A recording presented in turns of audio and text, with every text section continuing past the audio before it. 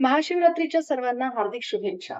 या दिवशी शंकराच्या पिंडीवरती प्रामुख्याने बेलपत्र अर्पण केलं जातं. तर बेलपत्र हे आयुर्वेदात खूप औषधी गुणधर्मयुक्त आहे, म्हणून त्याचा खूप औषधांमध्ये वापर केला जातो. जाणून घेऊयात बेलपत्राविषयी आणि बेलफळाविषयी थोडीशी आयुर्वेदिक औषधी माहिती. तर बेलफळ जे आहे ते कच्चं फळ जास्त गुणकारी असतं. त्यामुळे ते जास्त करून औषधांमध्ये वापरतात. आणि बेलपत्र जे आहे त्याचा रस करून किंवा बेलाच्या झाडाचा सालीचा काढा करून हा प्रामुख्याने वापरला जातो. तर कोणत्या आजारांवर वापरायचा आहे?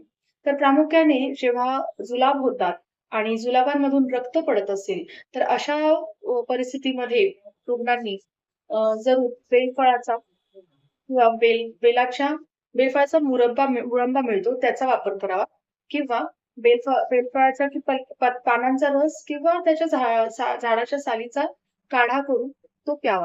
याने तुमची जे जुलाब किंवा रक्त पडत असेल संडासातून तर ते लगेच पूर्णपणे थांबतं. आणि जी बेलाची पानं आहेत, ती वेदना कमी करणारी आणि सूज कमी करणारी अशी आहेत. त्यामुळे जर डोळ्यांवरती काही सूज आली असेल किंवा कोणत्याही शरीराच्या भागावरती सूज आली असेल, तर ती कमी करण्यासाठी त्या बेलाच्या पानांचा रस काढायचा आणि त्या रसाचा तिथे लेप लावायचा किंवा मग ते बांधून ठेवायचे त्या ठिकाणी, त्या जागेवर. तुम्ही तुम्ही तसं केल्यानंतर तुम्हाला जरूर असं दिसेल, की तिथली वेदना कमी झालीत आणि सूजही कमी झाली.